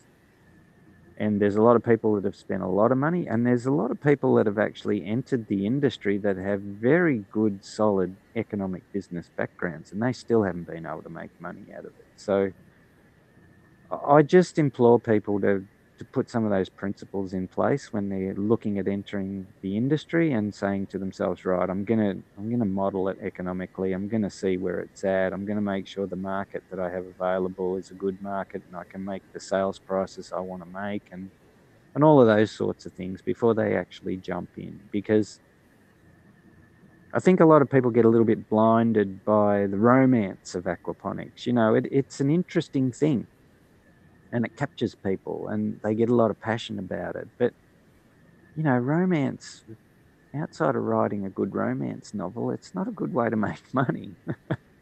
So you've got to be practical about it rather than romantic. It's fine to be romantic, then let someone else be practical about it for you. But make sure that you study things in those contexts. That's my number one for the industry. The industry won't get anywhere if we keep having a high rate of failure economically within it, and it'll get a bad name, and people won't do it, and farms won't get built. So I think it's important for those sorts of things to happen. Doing consulting, I don't know if you've had the same experience, but I've run into a number of people that are super addicted to what I like to call them the baby bottles, the pre-formulated stuff you get at the hydro store, and they're buying so much money in water and packaging rather than just mixing their own powdered nutrients, which makes sense. I don't know if you run into that with any of your aquaponic clients, but especially ones I've come into that had issues. That's been I can't half the ones I probably helped out have had that issue.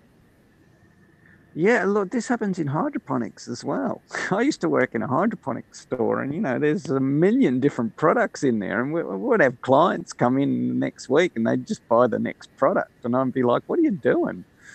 And they're like, well, we've got everything in there. And I'm like, maybe that's the problem. You don't need everything. So I agree with you on that. I in terms of consulting, the most difficult thing for me, and this is going to sound like a bit of a whinge, but it's getting people to have some respect for the value that you offer them as a consultant. I think that's the biggest issue.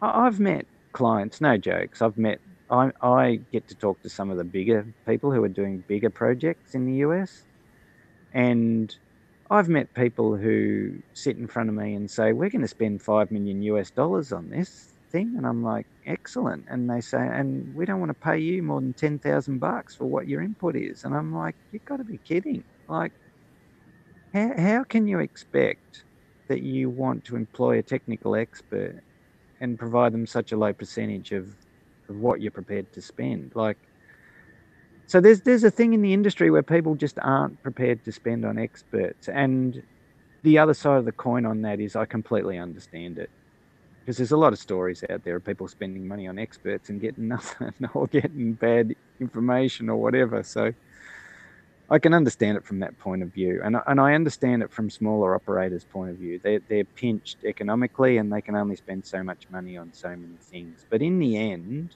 you just meet people who are prepared to spend a lot of money on equipment and land and resources, but not on information to help them do things, and that they end up failing. And most of the time they end up failing because they haven't had the right information. So I think that's the number one thing I see in the industry. The other thing from a technical point of view is I see too many people who just cherry pick information from everywhere and try and put it all together and get a discernible and productive outcome. And it just doesn't happen that way.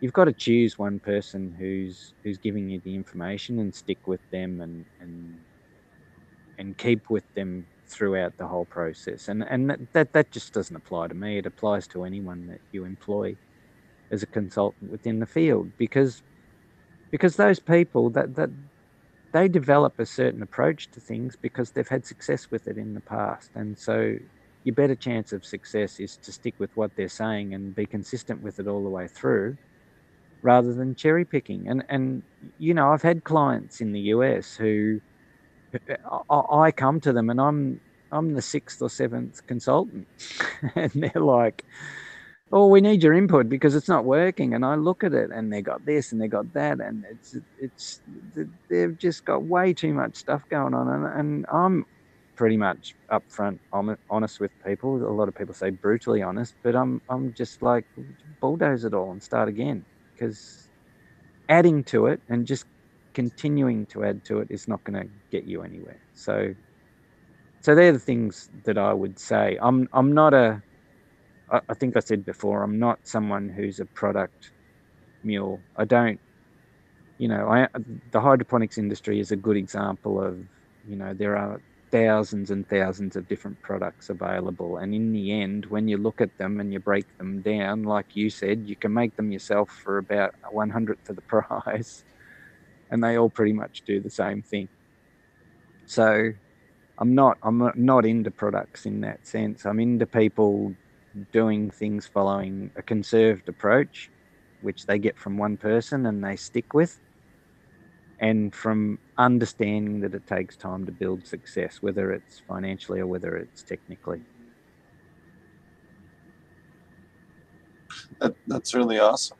So I don't want to take up too much more of your day. I know it's coming into the afternoon there. I'm sure you're looking to get lunch. Do you have any last things you want to mention closing up? And then do you want to tell people about your book and how to find out more about you? Well, you know, just put my name in Google if you want to find out about me. Don't believe everything you read. My website is www.aquaponic.com.au. So it's an Australian website. I think it's pretty well known within the industry anyway. And I'm this is my biggest issue with business. I'm not good at self-promotion. So definitely I would tell people to dig in the industry, make sure that you're getting good information and go to good people. And to be honest with you, you can count them on one hand in the world as far as I'm concerned. So just follow those things. My book's still available as an electronic book now, as a PDF. It is not printable. I just had a run-in with someone who bought it because it was a PDF and then got upset with me because they couldn't print it. And I said, what's the point of me releasing an electronic book that's printable? You'll just print 1,000 copies and sell them yourself. And that didn't go down well because this person was principled and they were like, I won't do that. And I'm like, yeah, okay. Anyway, but yeah, it's only available as an electronic version now, which I don't think bothers too many people. You can pick up the information on where it's available just on my main website. And yeah, that's about it, I think. My physical copy is rare then, is what I'm hearing. Your physical copy's rare. I printed 200 of them and I sold 195. So you're 1 in 195. Yeah. All right. So but we mentioned Charlie Schultz before. Charlie's got the #1 one because I signed his. So he's got the only book in the world that I've signed. So I'll have to figure out a way to meet you and see if I can't. Yeah, look, if you're prepared to fly across to Australia and meet me, then I'm prepared to sign it for you. Maybe we can fly you here instead. Maybe we can figure something out. Yeah, that's doable. That's doable as well. No, I'll look, people requested that I sign them when I was delivering them or shipping them, and I said, no, I'm not doing that because too many people are asking and I don't understand it. So, and my signature's never the same every time I do it anyway. So, but yeah, you've got one of the 195. I'm not going to print anymore. So, yeah, cherish it. Sweet. Well, those are the rest of you guys that have one out there. You're lucky. Make sure you now you guys know how lucky you are. Yeah. Cool. Well, thank you so much for joining us. It was a huge pleasure having you on. I look forward to talking to you again in the future. And I love that you took the time and share your knowledge, especially being all the way in Australia. So thank you so much. Yeah, look, thanks for having me. It's been a good experience after we got over the technical hurdles up front. But I've enjoyed it. You can understand. I like talking. I live by myself, so when I get to talk to people, I usually go overboard. But yeah, look, I'm grateful that you asked me to be involved, and thanks for doing that. I really appreciate it. Well, you're welcome back anytime you'd like to join us, and thanks again for sharing your knowledge. And if you guys are more interested I have his links for both his bookstore and his website in the description. If you're listening to this in audio format, those will be in the description of the audio format as well. Okay, thanks again. Thank you. Thanks, Dr. Leonard. Appreciate it. Great show. No worries. Bye-bye. Cheers. Well, Roger, looks like you're the only one left. Why don't you tell us what you've been up to? Oh, yeah. Well, we're hard at the grindstone, and then sitting here at the computer keyboard helping people learn to grow successfully over at ilovegrowingmarijuana.com. And we've been having a real good time of it. Lots of new members every day. I don't know. I look a couple days, and I think we got like 149 new members every once in a while, every day, or so. And it's pretty neat. You can't even imagine, have somewhere we had all these people yesterday and 149 more people joined today, And I'm actually been looking for a new moderator just to help take the, the workload off of some of the other guys. But it's hard to do. It's one of the things that are kind of hard to do because you want to get somebody that works real well. It's not so much finding somebody that works real well, but it's finding somebody that's versed in maybe a different idea or methodology of growing than me, or most of the guys on our team are soil growers or soilless growers. There's not. I think we might have one hydroponic. Well, I'd be two hydroponic, if you want to go that way. But I grow all different kind of methods, so that doesn't matter. But that's basically what I've been up to, kind of doing that, and trying to keep up with the heat and the rain over here. And in between heat and rain, I try to get some work done. Damn, I just missed like a super dope technical question that Charlie asked me to ask him that I just didn't see. Uh-oh. Yeah, so everybody else took off, huh? Yeah. I didn't even notice that. I was just kicking back listening, I figured, it was going well that way. I just missed Charlie's question there. Oh, well. Hopefully we'll be able to get Dr. Leonard back on again soon. I would also like to announce preliminarily, it looks like, well, actually, You know what? I'll wait till next week to announce it. We will be having a really cool class at Aquaponic, or a really cool aquaponic class at Ouroboros Farms on November 3rd and 4th with a very special teacher from that normally doesn't teach classes anymore. That is a long-term teacher from Aquaponics. Again, we're settling and finally confirming everything. Looks like we have a confirmed date, but I want to finally confirm this before I make an announcement. But save the date, November 3rd and 4th. If you want to come learn from someone that normally doesn't, you wouldn't have the opportunity to, that has a hell of a lot of years of experience in aquaponics, definitely save the date in Ouroboros. Also, big shout out to the guys over at the Aquaponics Association. They have their conference coming up. I believe it's in the end of September. Be sure to check them out. I have the link to their stuff in the description as well. So be sure to check them out. Won't be able to make it this year. Unfortunately, we have too much stuff going on with my licensing situation with the cannabis companies. But we will be there next year. Just this year, too much going on. I can't swing it. So I do apologize. What else? Yeah. Anything else going on with you, Roger? Well, not a whole lot. Like Dr. Leonard just said, I live alone, so like when you get me going, I'm ready to talk. It's just have to watch what I say, or we have to limit our categories or what we're talking about here because it's a show. But so no, that's about it for me. It's same old. Work on the internet and help people out and try to keep my own farm, getting a little bit of food, growing, trying to get some winter crop in, something in before the winter. I'm really looking forward to, I didn't grow earlier in the year, so I'm really looking forward to some tomatoes, but they take a while to get going and get everything going. And we're going to, hopefully I'll have some tomatoes. I'll have some other things too, but hopefully I'll have some nice tomatoes to show you, somewhere in November, maybe. October, November. Cool. Yeah, it's been trying to plan out the rest of the classes and events for the rest of the year for the cannabis and veggie half. Working on some veggie stuff in Canada, United States, that I can't really get into details on yet. We haven't done any public announcements on the veggie stuff yet. Probably the most I could probably mention at the moment without getting myself into trouble. What else have I been doing? Focused on just a lot of paperwork writing, a lot of SOPs, a lot of just silly, stupid shit like that you guys don't care about. I'm trying desperately, really hard to get my book done this year.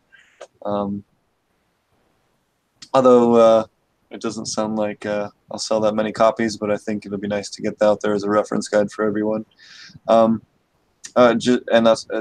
been kind of spending a lot more time in these last couple of weeks working on that, setting that as a goal to get that out hopefully before Christmas.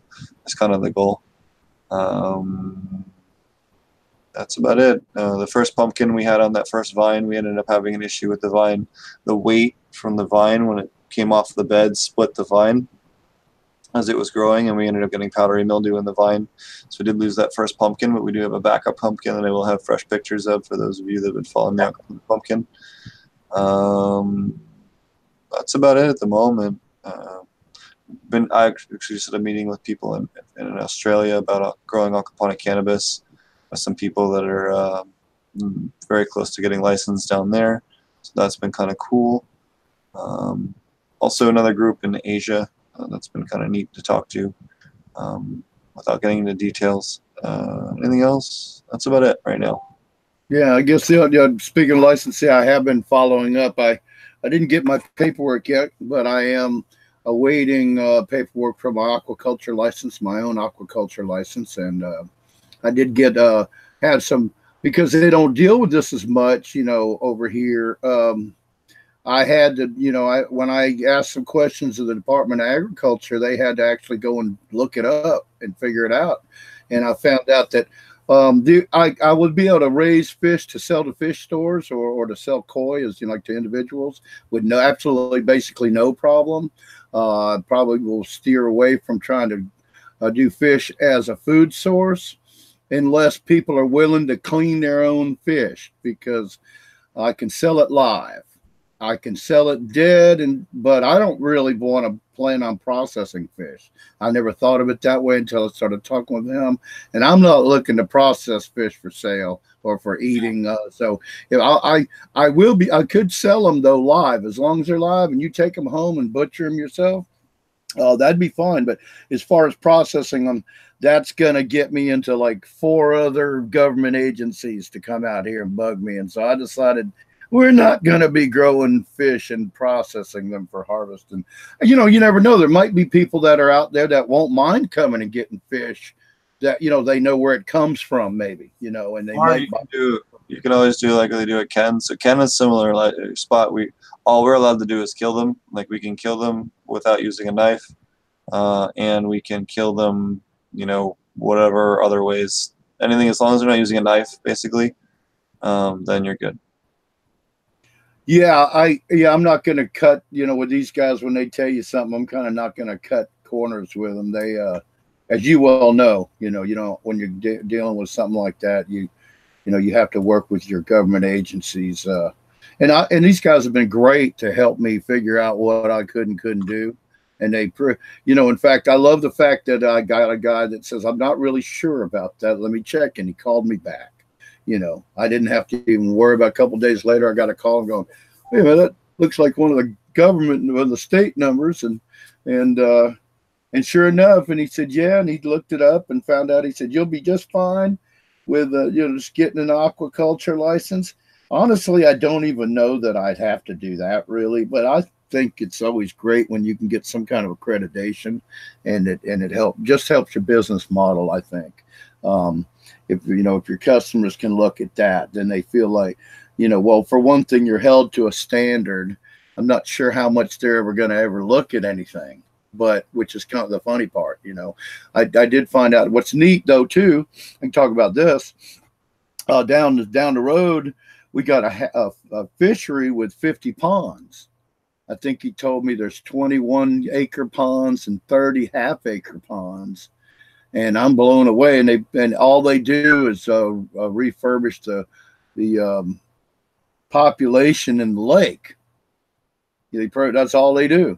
You know, they don't sell them or anything like that. And I got talking to him, and it's funny because I didn't want to interrupt earlier, but Dr. Leonard was talking about that with the aquaculture and the fisheries and such, or hatcheries, whatever.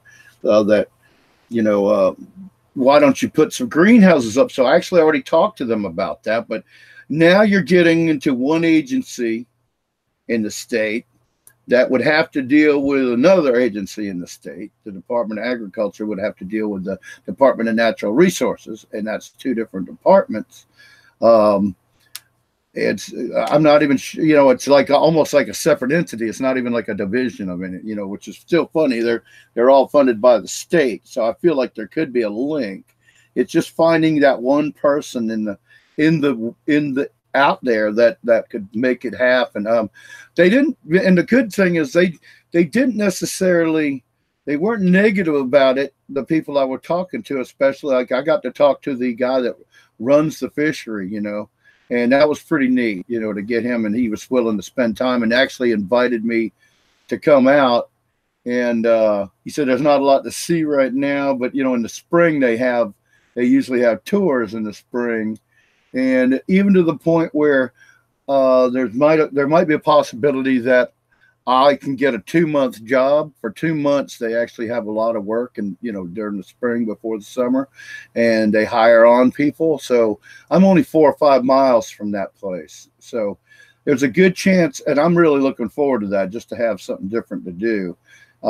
If I can get, I may sign up for a part-time, you know, job out there at the fishery, and I'm sure I'll learn a good bit, which wouldn't hurt me at all, you know, hanging out there and seeing what they're doing. But I'm going to try to talk them into, I'm going to really try to, I don't know if I can. It's going to be a long road, I know, if I do pull it off, but I'm good. They got a ton of acreage out there beside those ponds.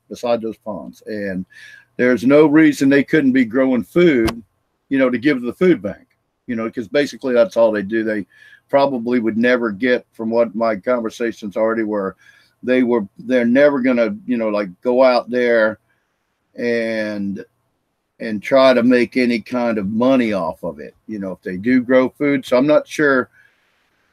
There'll probably be grants involved and stuff like that, because a lot of state agencies can get grants that you and I can't get. You know, it's real, you know, unless, well, you know, you've got you're part of a corporation, a big, you know, growing corporation. But, you know, in general, it's hard for the little guy to get one of those grants they offer, you know. But if I'm working with somebody, Department of Natural Resources and Department of Agriculture, they can get grants. And that might be a way that, if all I want to do is be the instrumental in helping getting this together, where they realize that they could put up, you know, greenhouses out there and grow a ton of food for people, you know. So that's about, yeah. So actually I've been up to a little bit more than just doing internet stuff. Yeah, that's cool. So that's about it for me. Sure, I'm sure that there's just one or two people out there listening now too. Yeah, still have 9 viewers right now. Live. Hey, do we have any questions from chat from our viewers before we sign off and forget about them? We asked most of the stuff earlier. Oh, okay. You got that. I missed a couple of questions from chat that I just before we closed up, just because I haven't fully adjusted to my new computer setup. I need to set up a second screen. That's going to make my life easier. But oh yeah, yeah, that's nice to have 2 screens. Yeah. So, I think that's about it. I think we'll wrap things up. It was really nice to have Dr. Leonard on the show. I don't know where everybody else disappeared to. We actually had Hogmaster, Roger, Mr. Green Jeans, Marty. What's his name? Fish Ganja Guy said hopefully he'll be able to. He's got a new schedule change, and hopefully he'll be able to join us again. Oh, that'd be great. That'd be great. It's always nice to have him around. He just always got good input. And I know Dutch is probably looking to make some announcements on the Science of Regenerative Organic Cannabis conference dates. I don't know if they've been posted publicly yet. I won't go ahead and mention the dates yet, just in case they aren't. But I know that he's looking to do 4 separate ones in Michigan, Washington State, Oregon, and California. So definitely look out for dates on those. I can't speak highly enough about that conference. It's fucking awesome, and you will get a chance to meet me at all 4 locations. So if you end up doing that, definitely come out and hang out. So, and then also check out Ouroboros Farms, ouroborosfarms.com. Again, link in the description if you're interested. Also, I teach classes there: cannabis, medicinal herbs, commercial aquaponics. I don't know if we've announced the next class, the commercial class we teach with Charlie Schultz and Ken Armstrong as well. If not, if it's not on the website already, it'll be up soon. And then again, we'll have a really cool class in the beginning of November with a secret guest that we'll announce next week. So thanks a lot for watching. If anyone has any questions, again, shoot me an email at potentponics@gmail.com. If you're listening to the audio format, you can check out the video format of this over at potentponics.com, as well as weedtv.com or theweedtube.com for video formats. Thanks a lot for listening. Thanks a lot for those last 2 websites that support the show. And we'll catch you guys again next time. Cheers. Good night.